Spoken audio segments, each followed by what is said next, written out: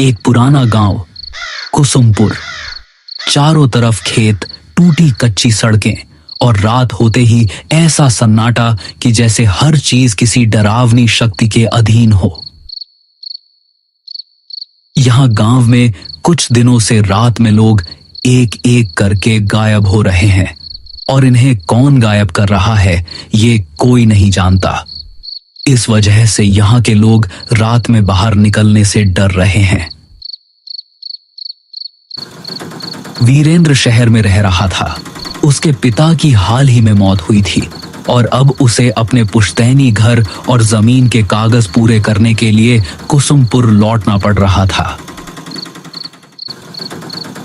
शाम का समय था। आकाश में हल्की धुंध थी और सड़कें लगभग अंधेरी। वीरेंद्र ऑटो में बैठा गांव की ओर बढ़ रहा था। ऑटो वाला चुपचाप ड्राइव कर रहा था।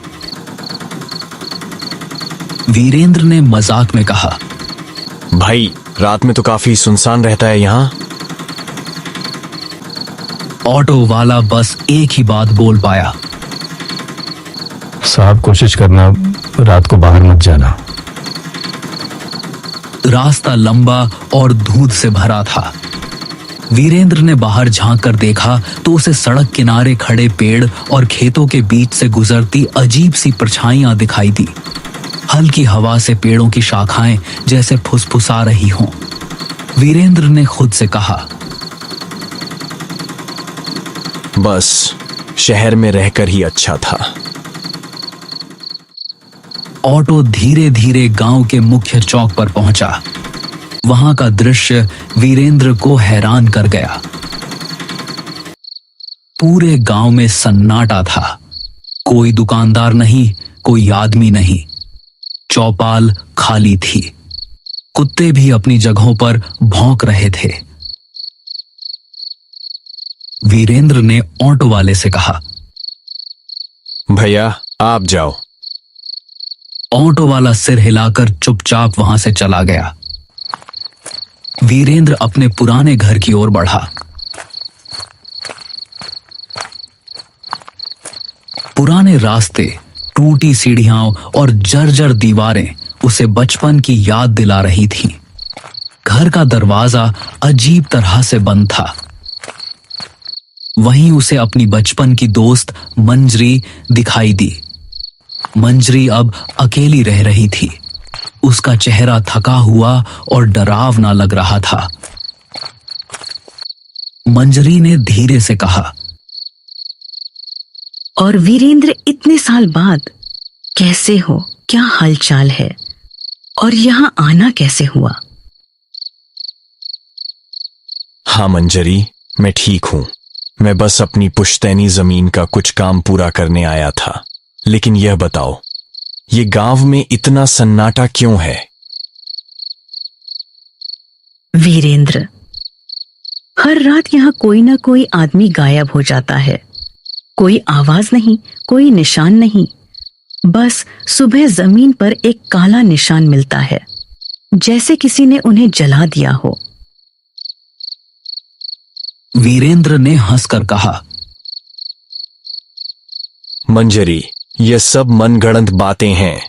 गांव वाले डरावनी कहानियां बनाते हैं। अगर तुम इसे हल्के में लोगे तो शायद बाद में पछताओगे। रात में बहुत अजीब चीजें होती हैं। आवाजें, परछाइयां और कभी-कभी नाम पुकारने वाली आवाजें। वीरेंद्र ने उसे शांत करने की कोशिश की, लेकिन उसके मन में डर बैठ गया। वह जानता था कि रात अब शुरू हो चुकी है और गांव का सन्नाटा धीरे धीरे उसे अपने घेरे में ले रहा है। रात गहरी होने लगी। वीरेंद्र घर के पुराने कमरे में बैठा, धुंध से ढकी खिड़कियों के बाहर झांक रहा था। हर खिड़की पर अजीब सी परछाइयां गुजर रही थीं। कभी हवा में फुसफुसाहटें, कभी दीवारों के पीछे किसी का नाम पुकारना। वीरेंद्र ने सोचा, यह सब अजीब है,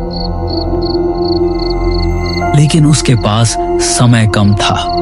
वो डरते डरते सोया। अगले दिन जमीन और घर के कागज कंप्लीट करने थे। वो धीरे धीरे गांव की गलियों में घूमना शुरू करता है। वहां हर घर का दरवाजा जल्दी बंद होता है, कोई बाहर नहीं दिखता, चौपाल बिल्कुल खाली। कुत्ते भी अजीब तरह से घूर रहे थे। वीरेंद्र ने महसूस किया कि जैसे हर कोई डर के साए में रह रहा हो।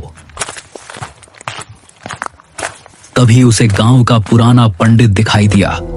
पंडित बुजुर्ग और गंभीर थे। उनका चेहरा समय की मार झेल चुका था। पंडित ने वीरेंद्र को देखते ही गंभीर स्वर में कहा, वीरेंद्र, तुम यहां क्या करने आए हो? पिताजी के जमीन के कागज पूरे करने, लेकिन ये सब अजीब क्यों है? यह गांव शापित है और यह श्राप उसी जमीन से जुड़ा है जो तुम्हारे परिवार की थी। वीरेंद्र हैरान रह गया। उसने पूछा, कैसा श्राप? तुम्हारे दादा ने इस जमीन पर एक मंदिर गिरवाया था। उस मंदिर में एक रक्षक की आत्मा थी जो गांव की रक्षा करती थी। जब मंदिर टूट गया, आत्मा कैद हो गई। अब यह हर रात किसी इंसान की आत्मा खींचती है ताकि अपनी कैद से मुक्त हो सके।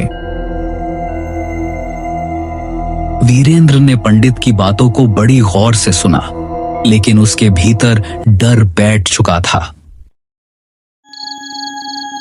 वीरेंद्र ने पंडित की बातों को सोचते हुए रात बिताई। आसपास के धुंध और आवाजें उसे लगातार परेशान कर रही थीं।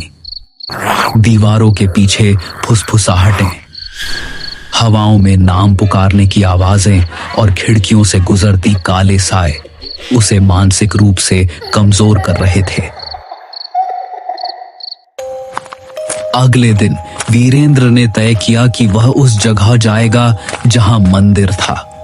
उसे जानना था कि क्या सच में यह श्राप उसके परिवार की गलती का परिणाम है। वीरेंद्र, मत जाओ वहां, यह खतरनाक है। तुम्हें शायद बचकर नहीं निकल पाओगे। मुझे सच्चाई जाननी है। अब डर कोई काम नहीं आएगा। रात का समय था। पूरा गांव वीरेंद्र को रोकने की कोशिश कर रहा था, लेकिन वीरेंद्र ने हिम्मत दिखाते हुए आगे बढ़ना तय किया। वीरेंद्र उस जगह पहुंचा। चारों तरफ जली हुई मिट्टी, टूटी दीवारें और बीच में एक पुराना बुझा हुआ दिया पड़ा था। वीरेंद्र ने धीरे से दिया जलाया। जैसे ही लौ उठी, जमीन हिलने लगी, हवा में सिसकारियां गूंजने लगी। वीरेंद्र का मन डर से कांप रहा था। तभी मंजरी वहां पहुंचती है, लेकिन उसका चेहरा बदल चुका था। उसकी आंखों में अब शैतानी शक्ति दिख रही थी। मंजरी इंसान नहीं थी, वो वही राक्षस की आत्मा थी जो मंदिर टूटने पर कैद हो गई थी। सालों से मंजरी गांव के लोगों को मार रही थी ताकि उन्हें अपने अंदर खींचकर श्राप से मुक्त हो सके, लेकिन अब वीरेंद्र के लौटने से उसकी कैद पूरी तरह टूटने वाली थी। मैं अब तुम्हें नहीं छोड़ूंगी। तुम्हें निगलने के बाद मैं इस श्राप से मुक्त हो जाऊंगी। नहीं, मुझे छोड़ दो। लेकिन आसपास धुआं फैल जाता है। धीरे धीरे वीरेंद्र गायब हो जाता है। गांव में अब केवल सन्नाटा और हवा में हल्की सिसकारियां रह जाती हैं। सुबह गांव में अफवाह फैलती है। वीरेंद्र भी उस राक्षस के चंगुल में फंस गया। गांव के लोग अब और अधिक डर के साए में जीने लगते हैं। कुसुमपुर की धुंध अब और घनी हो जाती है। सड़कें, पेड़, खेत और पुराना घर सब कुछ जैसे वीरेंद्र की कमी को महसूस कर रहा हो। मंजरी अब पूरी तरह शक्ति में गांव में घूमती है। हर रात वह नए शिकार ढूंढती है और कोई नहीं जानता कि अगली रात किसका साया दीवारों पर रह जाएगा।